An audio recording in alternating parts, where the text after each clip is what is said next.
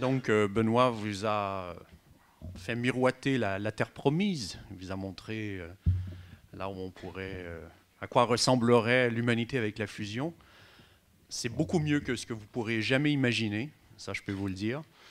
Maintenant, je dois vous montrer comment s'y rendre en fait. Je dois vous y conduire en 15 minutes. Alors, pour faire la fusion, donc, comme Benoît a dit, c'est l'union de deux atomes en un seul plus gros. Pour ça, il faut créer des conditions favorables. Pour ça, donc, il y a trois paramètres qu'il faut prendre en compte pour obtenir une telle union. La première chose, c'est rassembler suffisamment d'atomes dans un seul lieu. Donc, c'est plus on en met, donc c'est la question de la densité. La deuxième chose, c'est comme dans un salon de danse, il faut leur communiquer une certaine énergie, les mettre en mouvement, donc les chauffer. Donc, c'est la température. Et la troisième chose, c'est que les atomes sont un peu comme les humains. Certains sont plus rapides que d'autres. Donc, il faut leur laisser suffisamment de temps pour faire connaissance, se rencontrer. Donc, c'est ce qu'on appelle le temps du confinement. Et on peut jouer essentiellement... bon, la température, c'est quelque chose où on ne peut pas trop jouer, vous verrez après.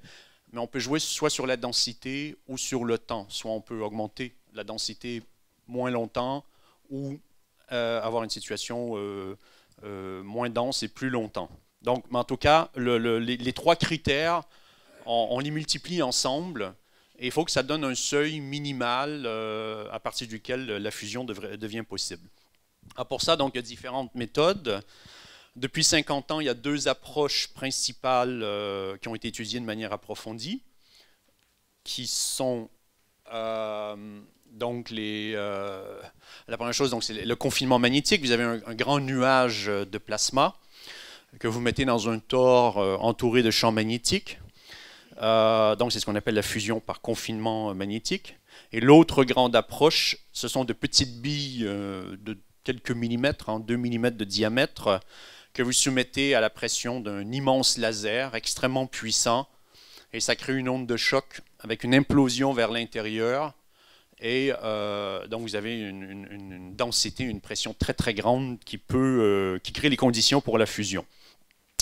Il y a une autre approche secondaire qui a survécu aux coupes budgétaires des 20-30 dernières années, qui s'appelle la striction axiale.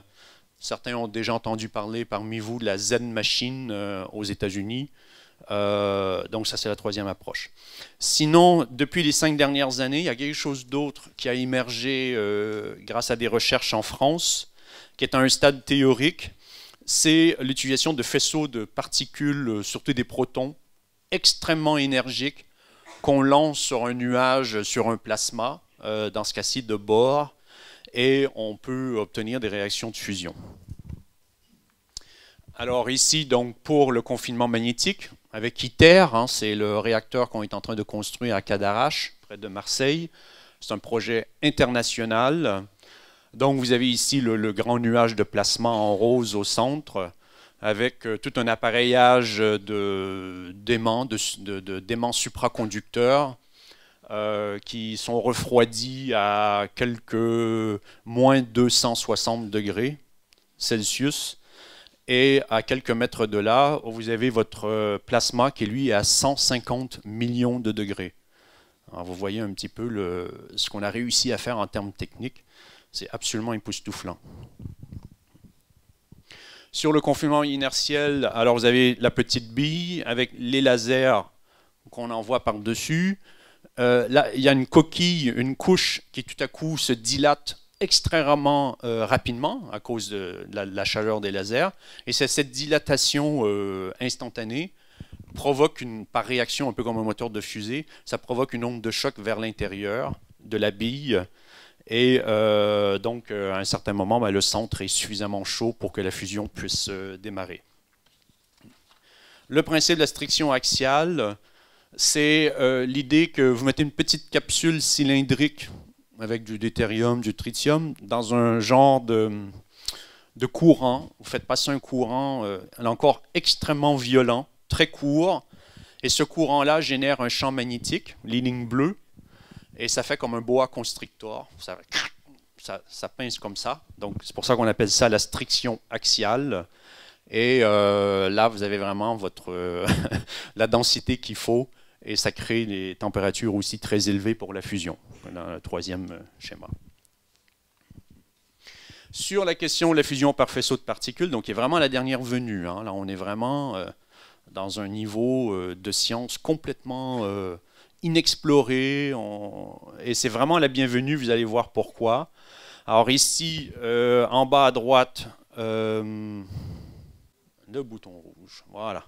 Alors vous avez un premier faisceau laser, un premier rayon laser que vous envoyez sur une plaque de Bohr. Hein. Le Bohr, c'est le 5e élément du tableau périodique, c'est très abondant sur Terre. Vous le transformez en plasma avec un rayon laser qui dure 1 milliardième de seconde, donc 1 nanoseconde.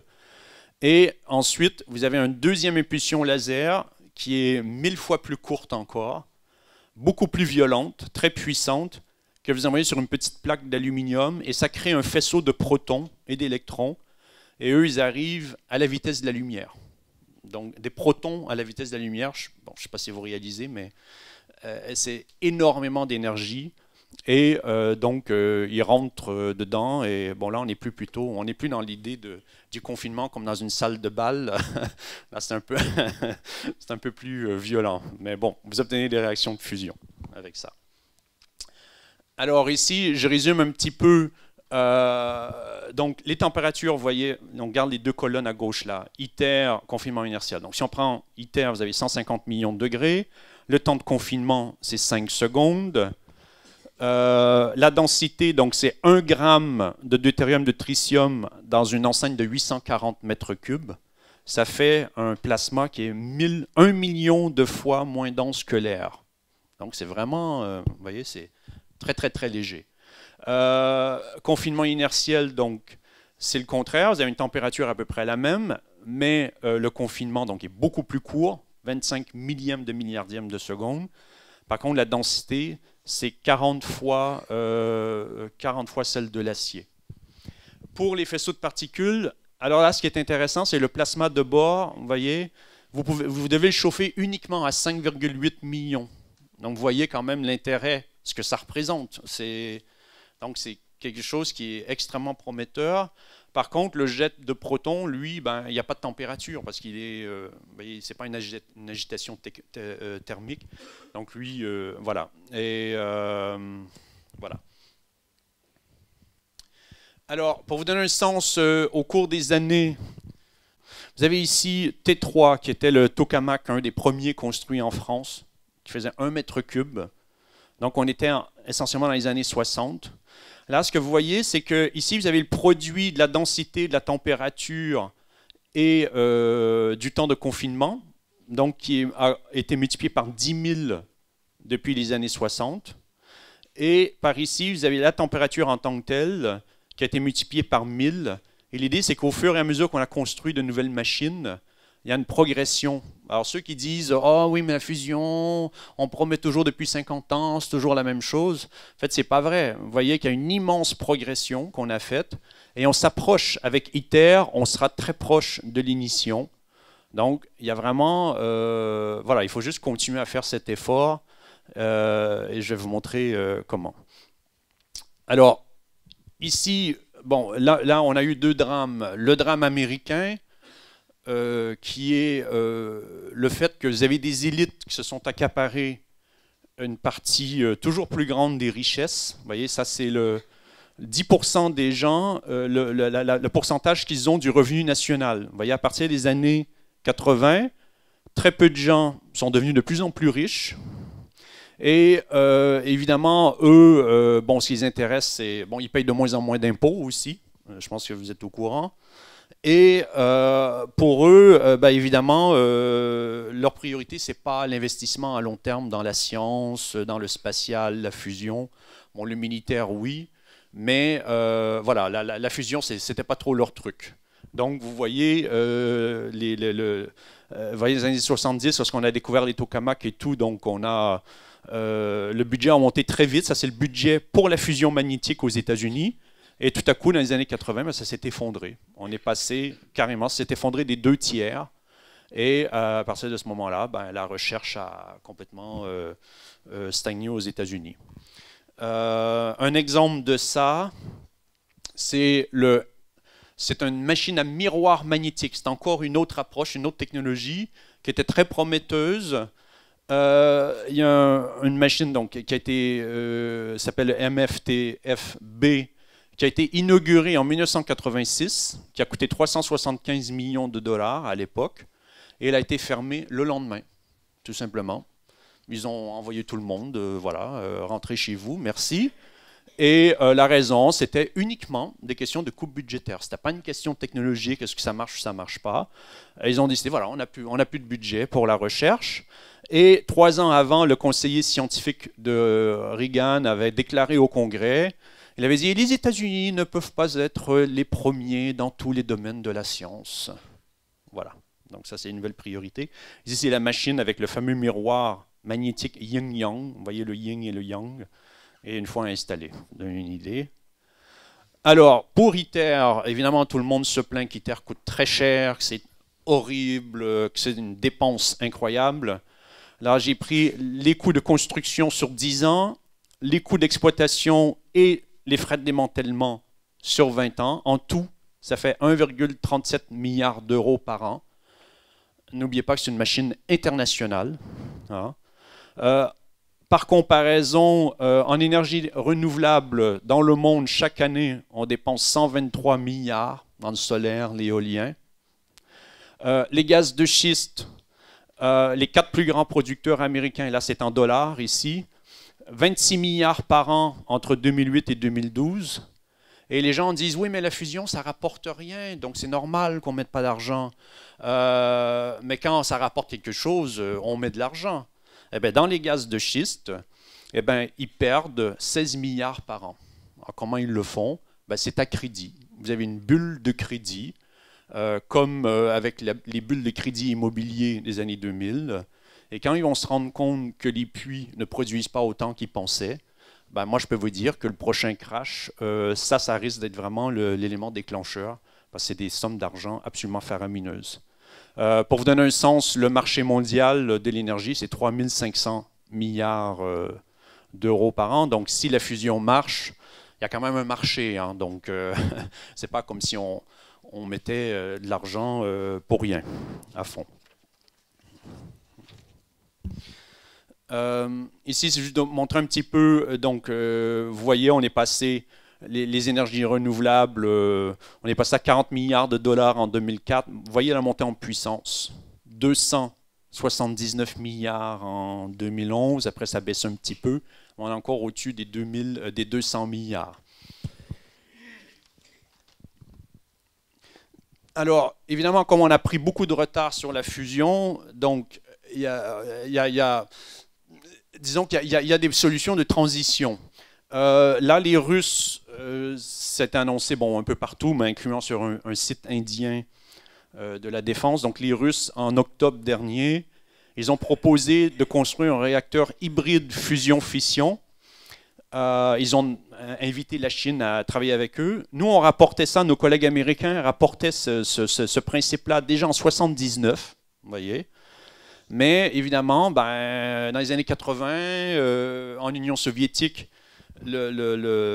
les priorités étaient aux militaires, donc la recherche, elle aussi, a beaucoup souffert. Donc il y a eu le problème américain, mais aussi le problème russe.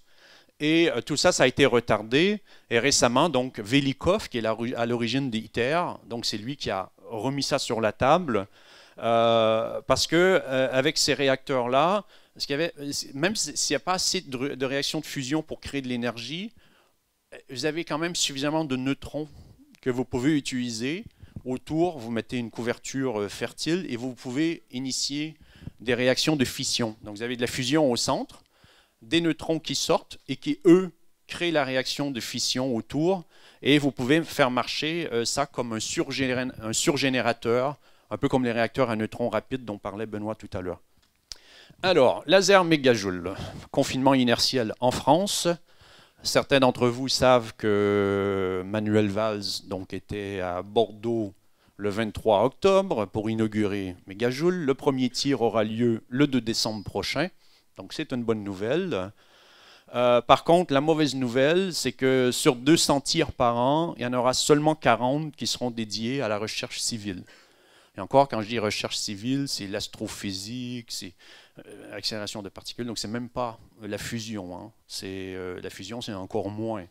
Donc ça, c'est vraiment un problème. Par contre, deuxième bonne nouvelle, c'est que le laser mégajoule est déjà dépassé technologiquement. Alors pourquoi est-ce que c'est une bonne nouvelle? Je vais vous dire tout de suite.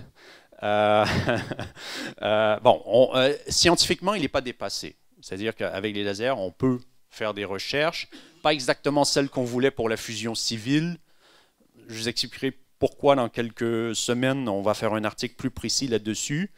Mais ce qui est intéressant, c'est de voir comment on peut construire des lasers aussi puissants, 10 fois moins chers, beaucoup plus efficaces, beaucoup plus petits dans les années à venir. Alors, j'ai fait un petit détour, il me reste 2 minutes. Il faut comprendre ce que c'est que le principe d'un laser d'abord.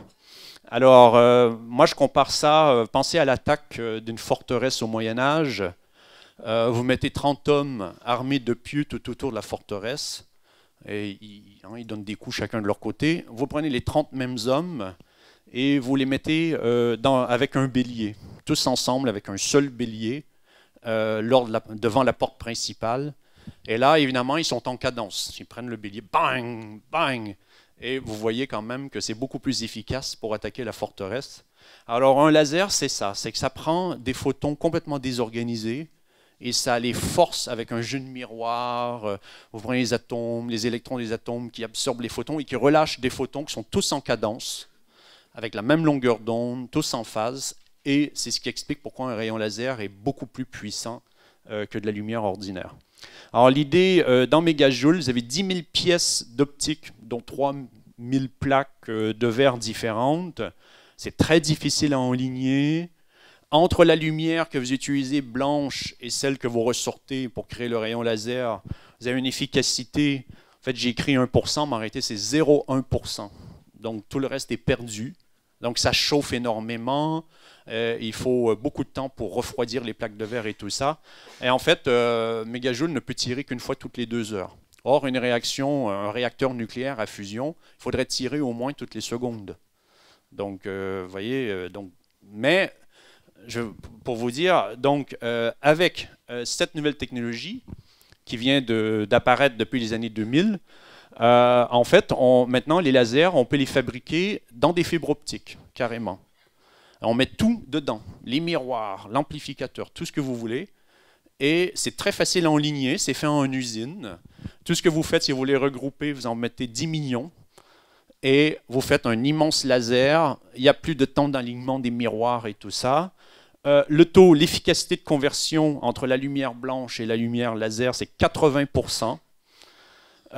Et vous pouvez faire 200 tirs par seconde, en théorie. Donc vous voyez que là, de ce point de vue-là, on a la porte qui est ouverte pour, en tout cas, l'aspect commercial de la fusion laser. Ça ne veut pas dire qu'il faut continuer à faire les recherches pour comprendre comment on va arriver aux réactions de fusion et tout ça. Mais à partir du moment où on a trouvé le chemin de la fusion, on sait déjà que l'aspect commercial est déjà possible. Et tout ça au cours des 10 dernières années. Quelque chose qu'on n'avait même pas vu venir, qui est apparu sur la scène. Et ça, je pense, c'est vraiment le message que je veux vous transmettre, c'est que souvent les horizons semblent bloqués et tout à coup, à l'improviste, pour le plus grand nombre d'entre nous, il y a tout à coup une découverte qui est faite et qui vient tout bousculer et qui fait que on arrive souvent à résoudre les problèmes. Il y a une chose qui est sûre, c'est qu'on pourrait construire 1, 2, 3 mégajoules si on veut, pour la recherche civile cette fois-ci, et préparer donc le chemin vers la fusion. Voilà.